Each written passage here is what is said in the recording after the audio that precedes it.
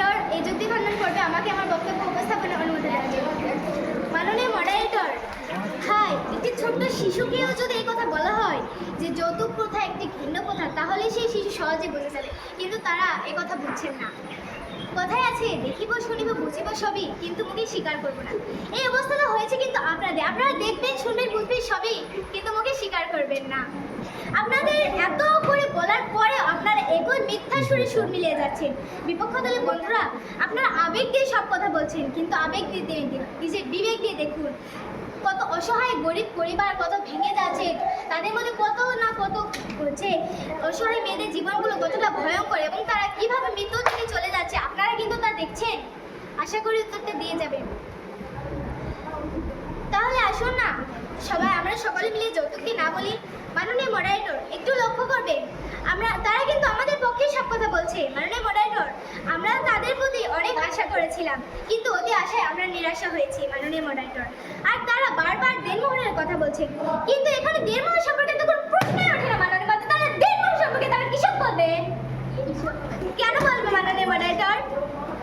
আচ্ছা, তারা আসলে তাদের কাছে কোনো যুক্তি নেই, তাদের কাছে কোনো যুক্তি নেই, তাই না অন্য কথা দিয়ে আমাদের ভুলাচ্ছে। মাননীয় মডারেটর, যৌতুক দেওয়া হয় তাহলে মেয়েরা তাদের বাবার কাছ থেকে পুরোপুরি বঞ্চিত হয়, যার কারণে যৌতুকটা নিষিদ্ধ করতে হবে। আর দেনমোহর এবং যৌতুক এক নয়। মাননীয় মডারেটর, ইসলামের দৃষ্টিতে দেনমোহর হচ্ছে হালাল এবং যৌতুককে হারাম ঘোষণা করা হয়েছে।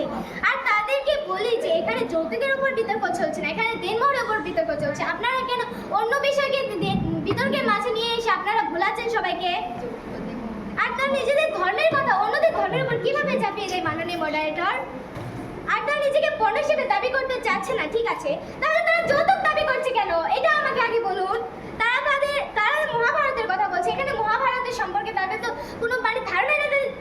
যে যৌতুক যুক্তির কথা বলা আছে, তারা সেই যুক্তির সম্পর্কে কোনো কথাই বলেনি। তারা অন্য কোনো কথা বিষয় নিয়ে আমাদেরকে অনেক আজে বাজে কথা বলে আমাদের মনগুলোকে ভুলাচ্ছে। মাননীয় মডারেটর, আমরা চাই যে যৌতুক একেবারে বন্ধ করা হোক, তাদের কোনো প্রশ্ন এটা না যে এখানে যৌতুক দেওয়া হোক। মাননীয় মডারেটর, আপনি কি চান অনেক পরিবার অসহায় দরিদ্রের কারণে দেনমোহর না দিয়ে কি মারা যান? আমরা কিন্তু চাই না। মাননীয় মডারেটর,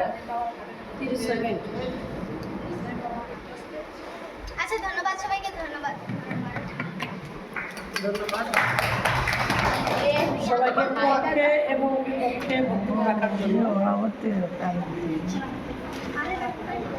আজকের আলোচনার বিষয় ছিল যৌতুক।